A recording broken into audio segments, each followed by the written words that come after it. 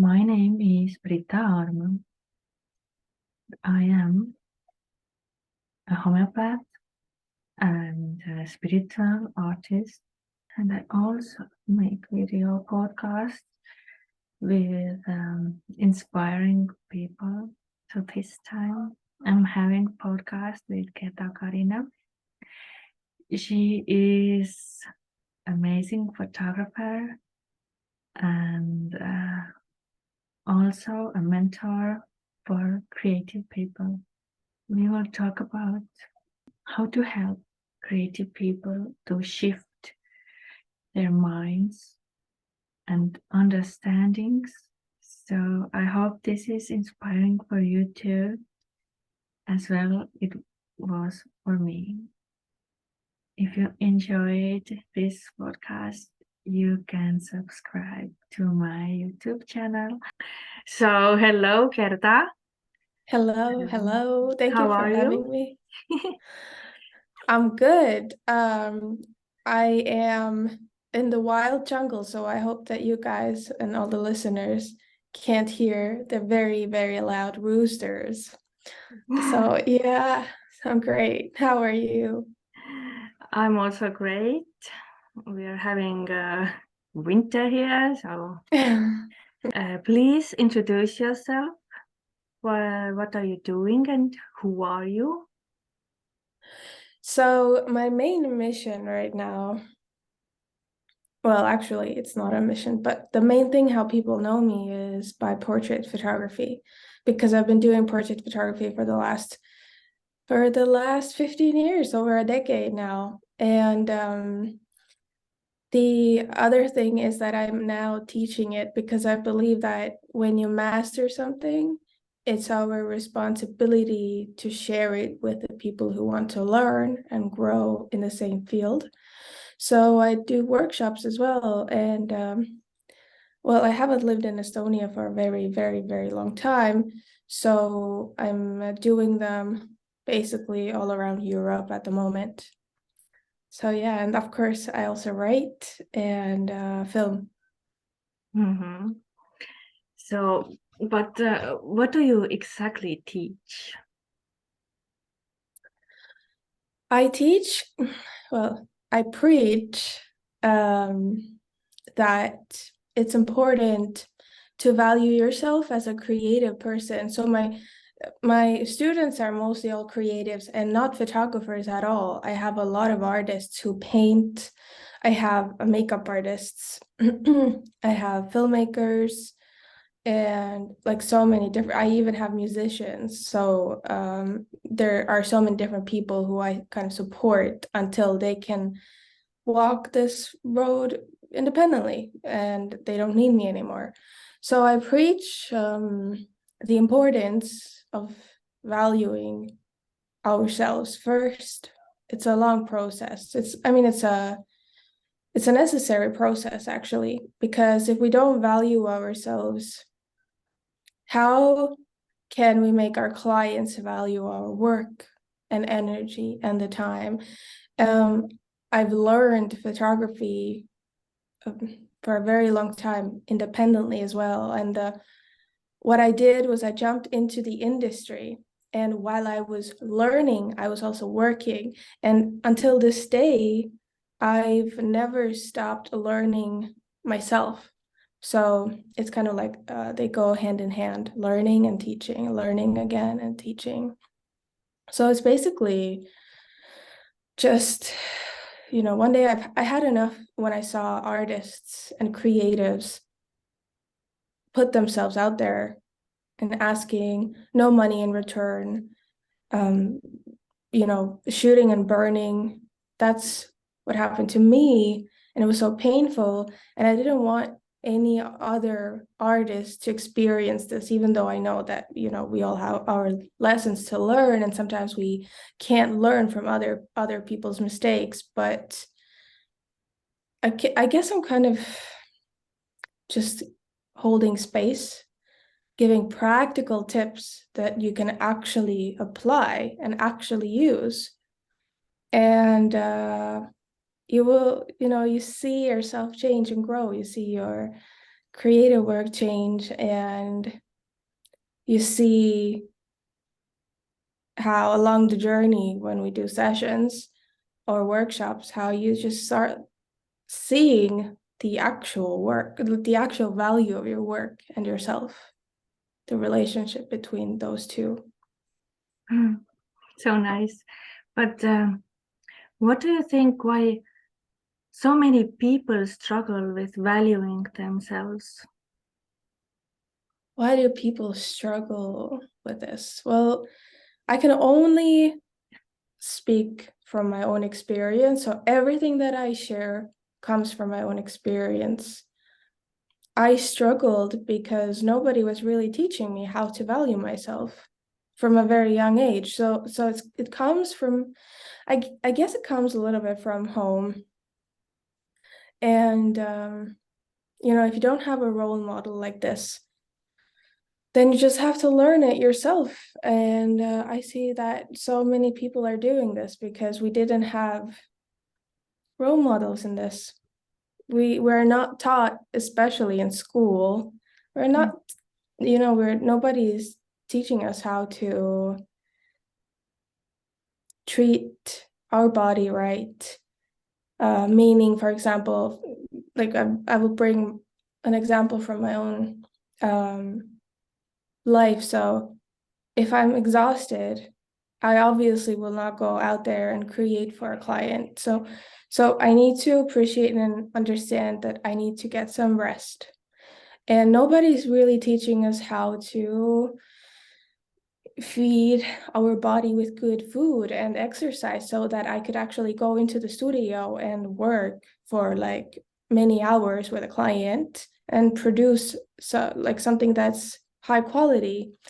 And so on. There are so many layers, but it's just that nobody's teaching us that until now. I guess now like every person talks about it. You have to love yourself, you have to treat yourself right, but it's not just like going in front of the mirror and being like, I love myself, I'm so pretty, I'm so good. It just doesn't work like this.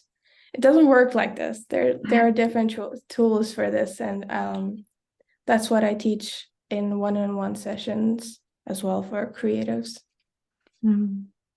But if we talk about all the people who are not creatives, I have a feeling that art is not valued by all of the people, many people. So if I am an artist, I create, and other people, they don't value, they don't think that art is something worthful. What is about that? Well, especially now, right, when there is the artificial intelligence that's doing all the work for us. But the thing is that it doesn't have a soul in it. And to answer your question, I want people to remember that there is a client for everyone. There is someone out there for everyone. Because I do portrait photography, for example, and my niche is very specific because my portraits are very like almost like those elegant magazine covers. And they have a little bit of a different energy to it because of the whole creation process as well. And it's not for everyone. The same with painters. You paint something, you put it up for, in a gallery, for example, or social media, or wherever you can sell those things. And the right person will be seeing this and wanting this and also able to pay for this or ready to pay for this. And I still, after 15 years, it's not like every single person who wants to do a shoot with me comes into the studio. My service is expensive and it is not for everyone. And people still say no, or actually people don't even answer emails, or when they see the prices, sometimes there are people who don't even get an answer or send me an answer back like, thank you for the information, it's too expensive, I don't need it. So I move on. I put my focus on the things that I want to grow, and I will focus on the clients that I have right now. I will focus on understanding who is my target. I will focus on putting myself out there and promoting myself to the right people. And that's about it. And of course, it's not only the external work, but you also have to be attuned accordingly. And you have to actually feel it and believe that there are people out there who love your work and, maybe would buy like your full gallery. And there are so many options. There are so many people out there. Imagine if there wouldn't be any other artists in the world and you would be the only one. It would be a disaster because you cannot paint for everyone. So like focus on the people who you want as your clients, and that's it. And don't be sad if there are people who say no. There will always be someone who will say no. But what about when let's say I want to be a photographer, and I find out that there are so many photographers, and I was thinking that, oh my God, I'm not going to make it because there are so many, and I just better don't start anyway. Mm-hmm. So you wouldn't make an effort. So the thing is, yes. For example, I'm in Bali right now. I moved here for a little bit. And every single person, okay, not every single person, but every other person here is an artist, is a photographer or a filmmaker, just because I guess the environment is so supportive and the visuals here are just magnificent.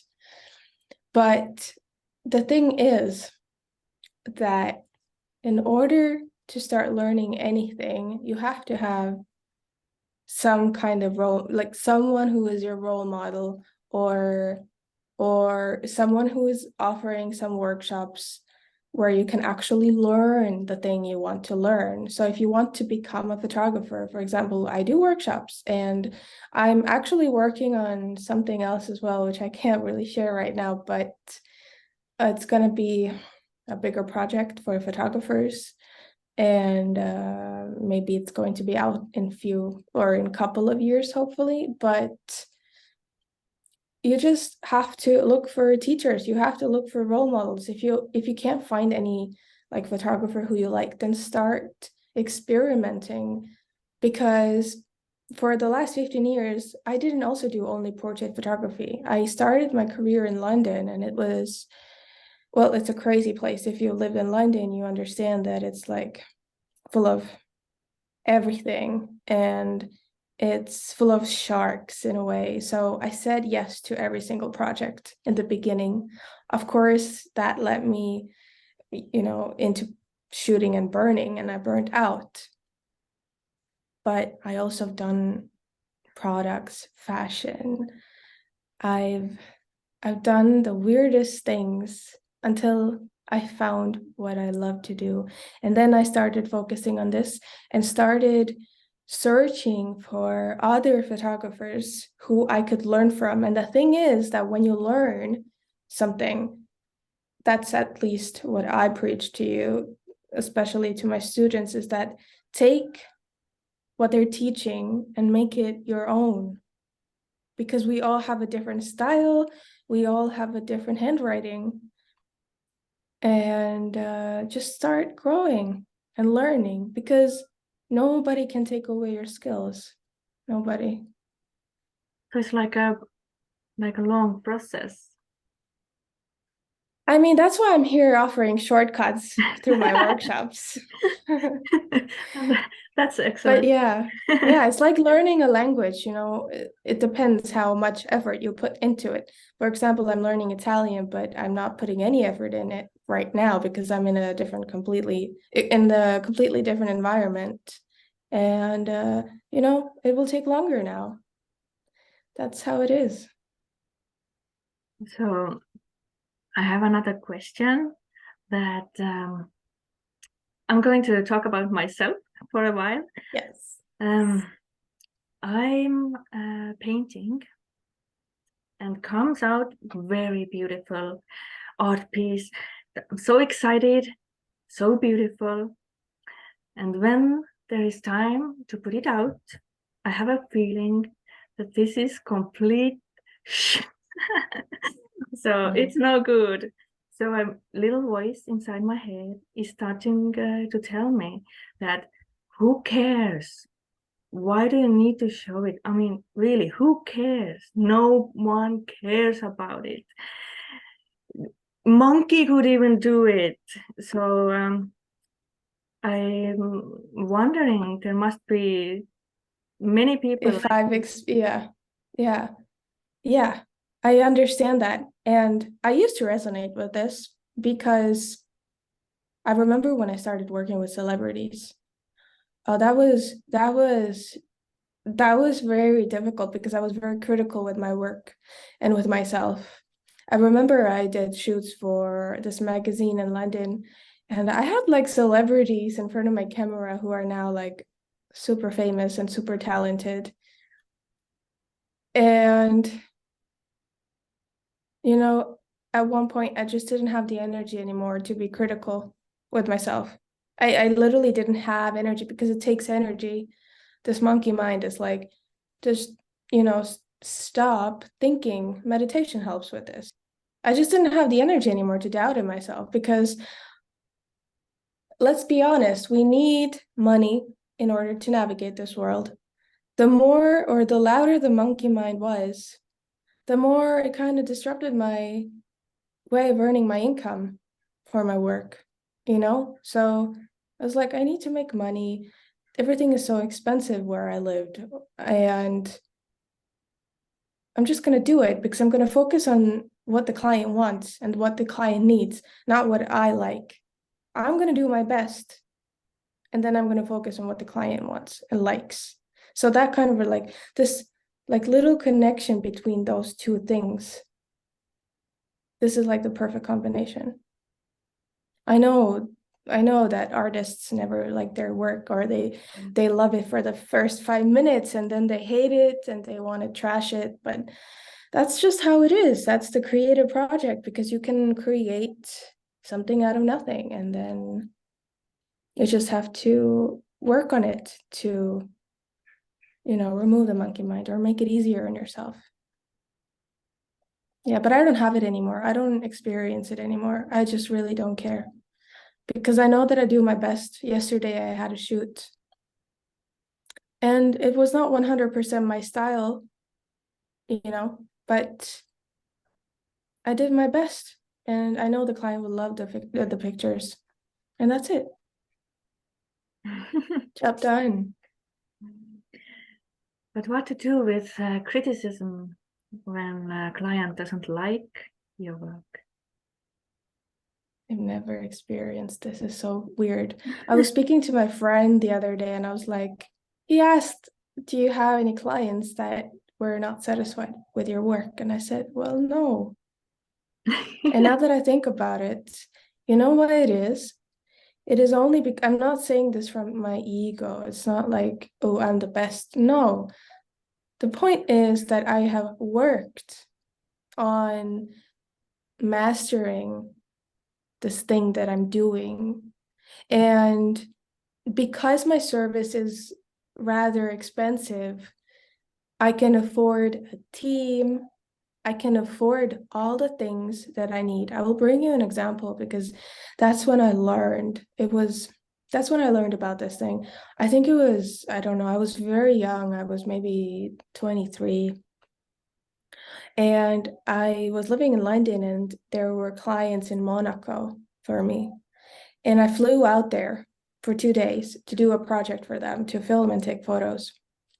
And it was very energy draining because I flew there, I landed, I had to go from France straight to Monaco, start working with my camera all day.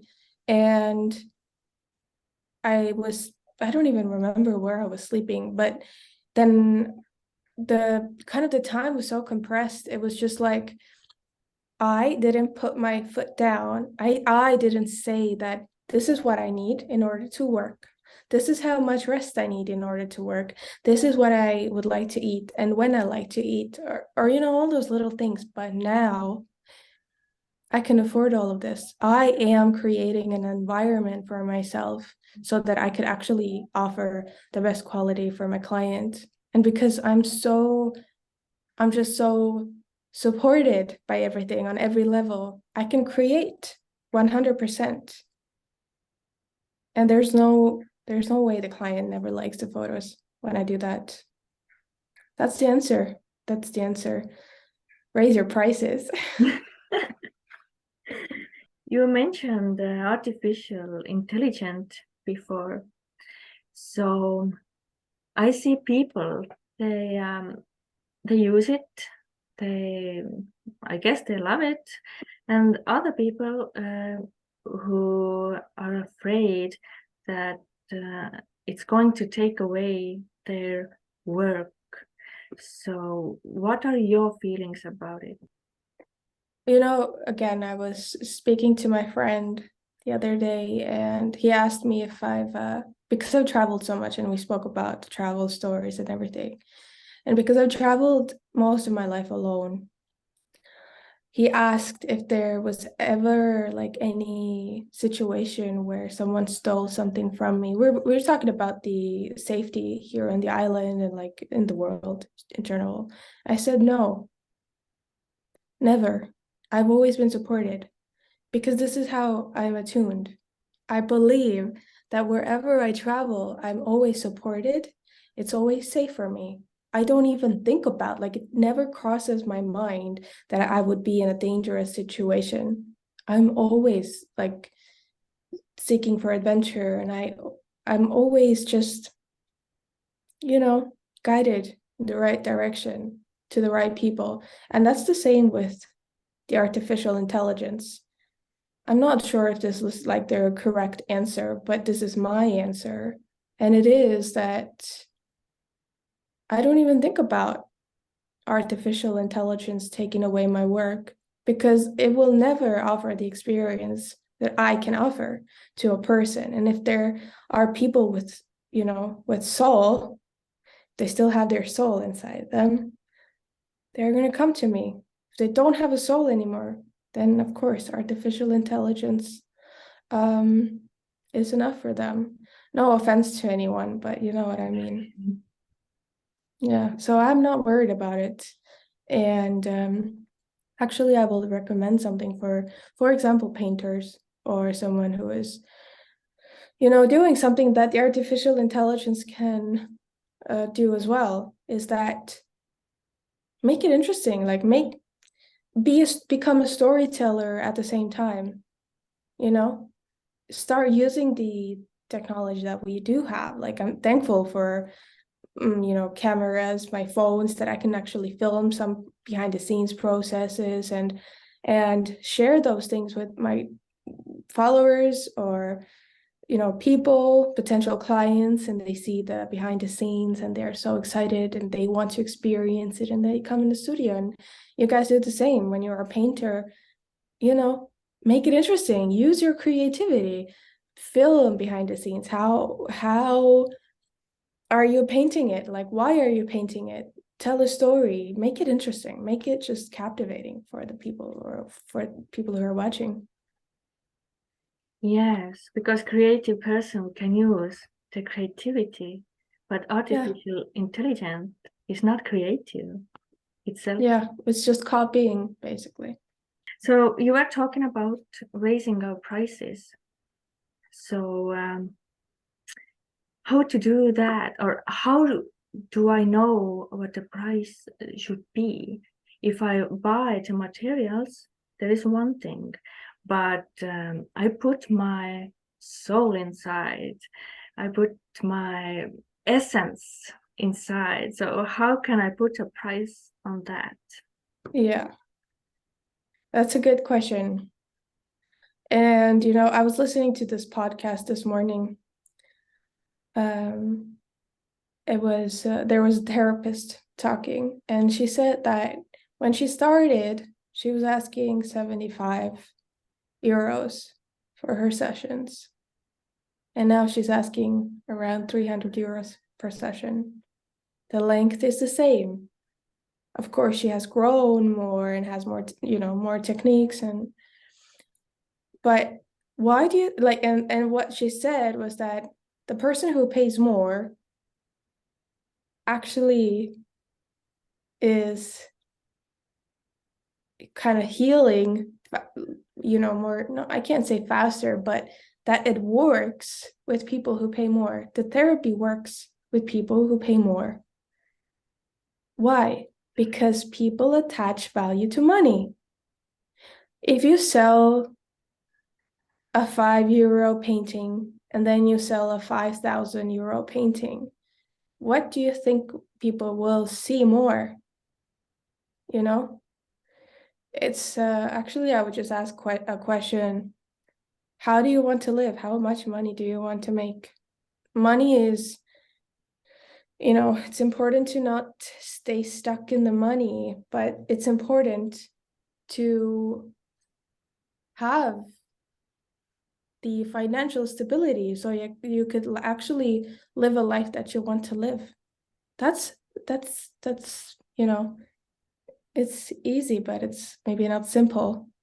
But how do you want to learn? How much do you want to ask from your clients? And then try it out. Try it out and see. It's the money blocks. We work on it as well in my private sessions. Yeah. Okay. Is it possible to go greedy?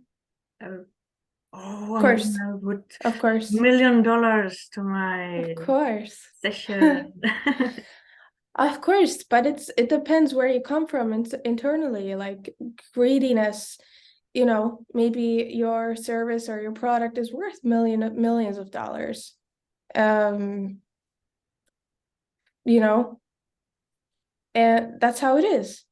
Depends what you sell, depends what you want to ask, depends what's your like internal state. Are you greedy or actually giving value as well?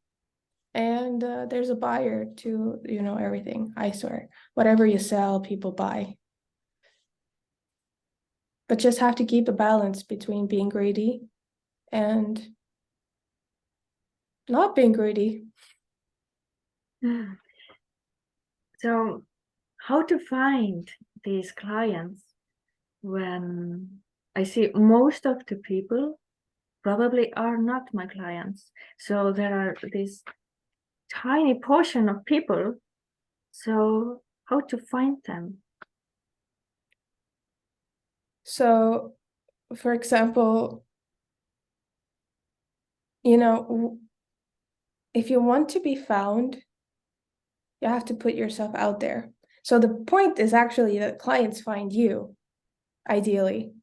In the beginning, I remember from my own experience, of course, I reached out to people, and through this process, I was meeting people, building my network, finding contacts that changed my life.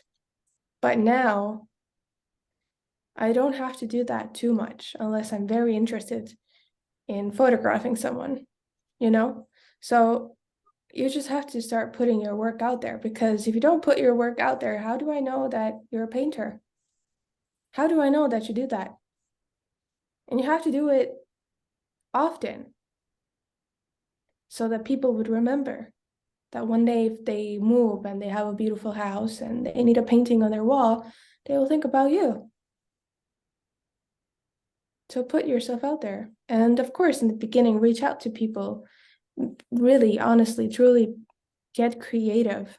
Get creative. I could do like a different podcast on it, how to put yourself out there and like what tips, like what are the best tips. It's just get creative. Nothing is like, everything is possible. Everything is possible. You just have to think bigger. Think bigger. Get into your creative flow and think bigger. But what is it? Why people need to be creative? Why there is this urge to create? What do you It's actually it actually is only with creative people. If you look at someone who is working from 9 to 5 and is not, no offense to anyone who is working from 9 to 5, but someone who goes home after work and watches TV and actually on the inside is dead, right? They don't care about creating anything. They don't care. They don't care about art. Maybe they don't care. So it's actually just, I think creative people want to create all the time. I can't, for example, be without creating. Like I'm actually on holiday here, but I'm going crazy if I don't work, if I don't create, because my work is creating workshops, creating material, like putting together all the stuff that I want to teach, putting together the team and building my new thing that should be out in a couple of years. Just working on ideas. I don't know, having my paper and a pen and just going old school and writing down everything that I want to do and see, and to people who I have to reach out to, you know? So creating doesn't only mean painting or sitting in a studio and taking pictures. It's actually just like 3% of it. 3% of the whole process. does it mean that every new baby who comes in this world is a potential creative person, Of but something course. happens in the school maybe, or Yeah. Mm-hmm. or is it that some people just born this way that they don't need to create, or what do you think? We are all creators. It just depends in what way.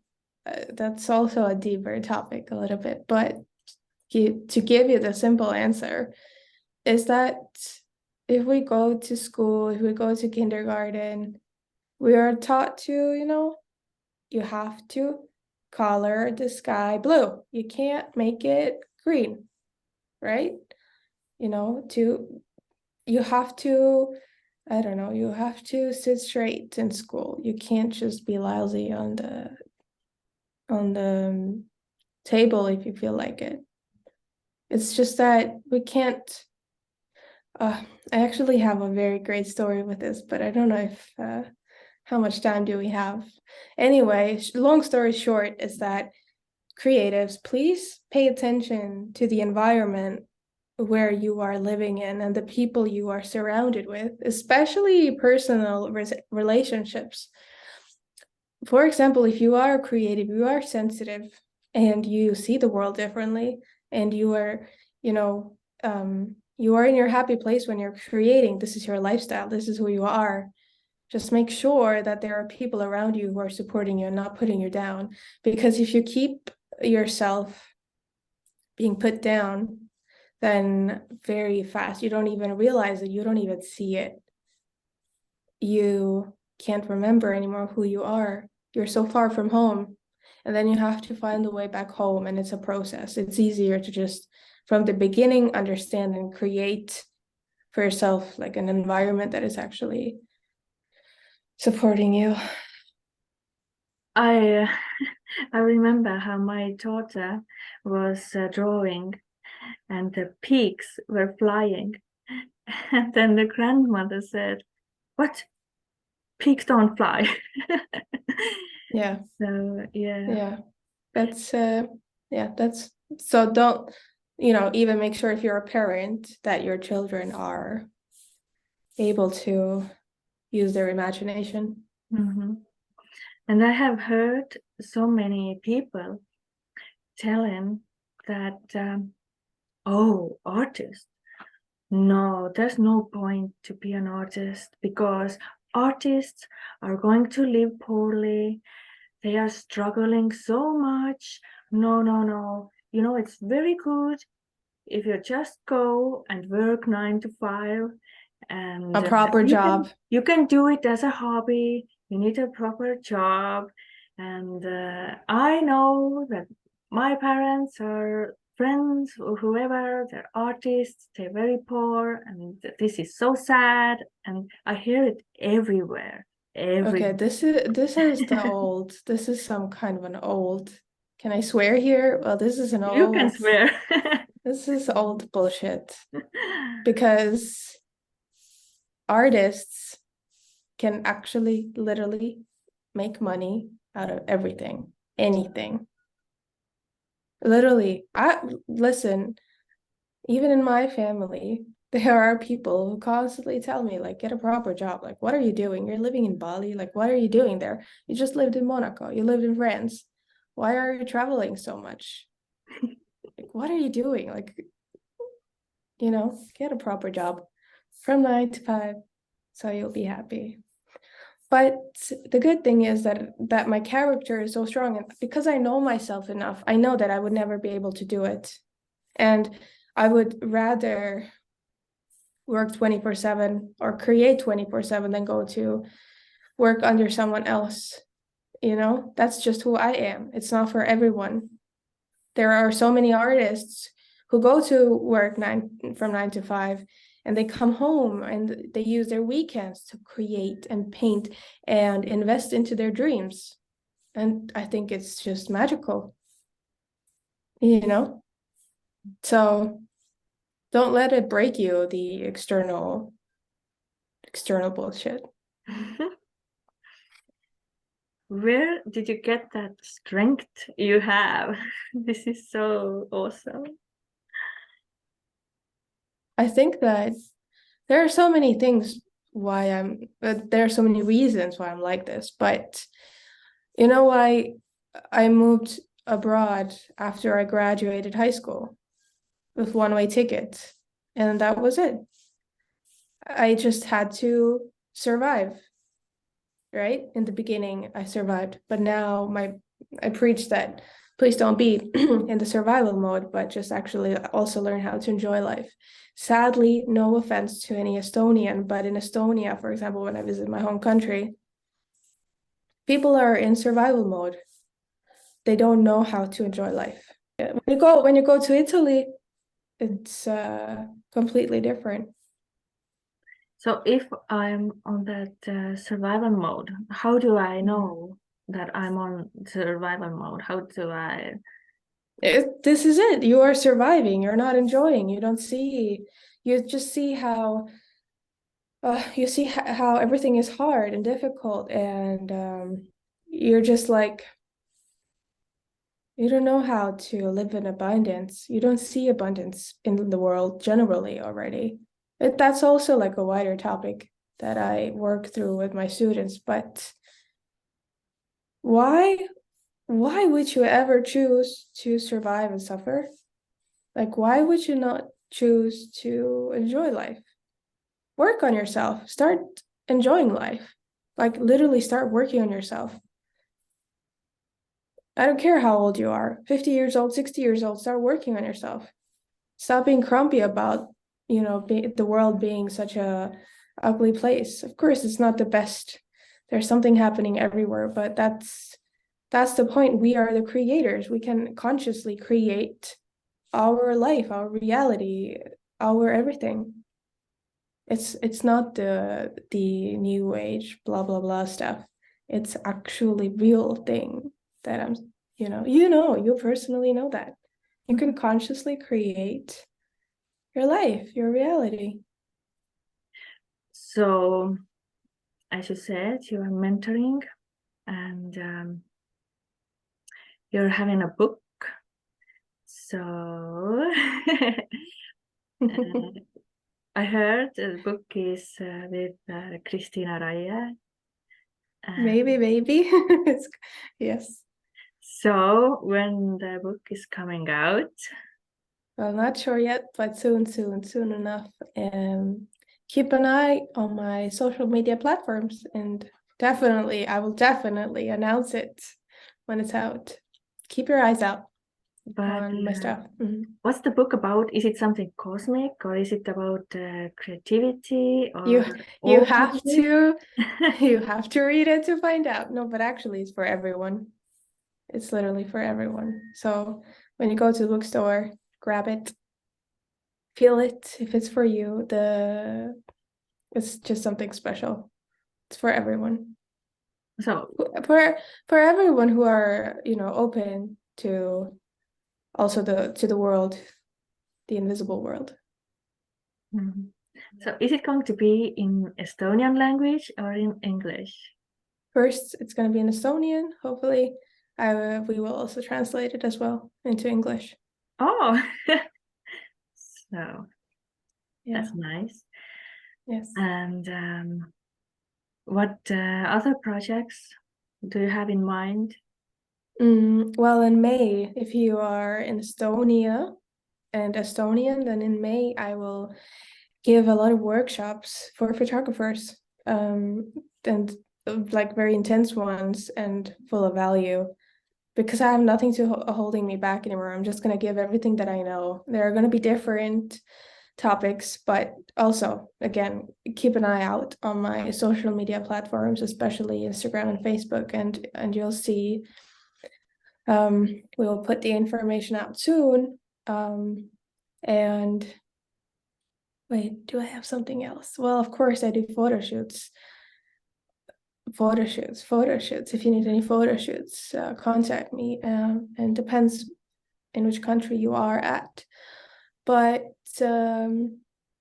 yeah, well, before we go, I just want to say that if you are creative and you are listening to this and you are struggling a little bit, you're struggling with understanding your value and you feel like you're just stuck and nobody wants to buy your work, or you're a photographer and nobody wants to come into your studio or in front of your camera, whatever you actually do, are you a makeup artist or whoever? I do give private sessions and I actually give practical advice. And the point is not that you're going to come to me for the rest of your life. The point is to shift a little bit until you can actually independently see what you need to do, in your business, in your creative world. And it's going to be more easy for you, more simple for you. So if you're interested, definitely invest into that.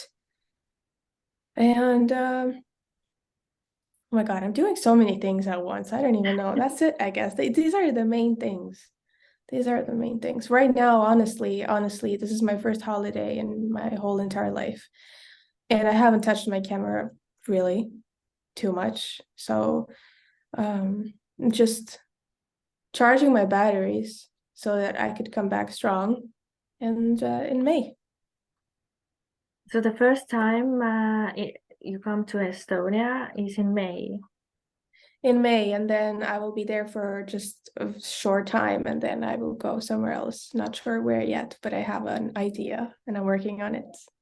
So you are full of surprises. Yes. Okay. Well, it was very nice to talk to you. Thank you for having me. Thank you for having me. I wish you a high, I wish you a lot of abundance, and I wish that everything you create comes with ease. And even if it's not, easy, sometimes you always know where to find support and keep the right people around you. And yeah, we will hear more from you, I'm sure. Oh, thank you. So have a nice holiday and Thank you. charge your batteries and surprise us more. So I will. I bye. will. Thank you. Bye.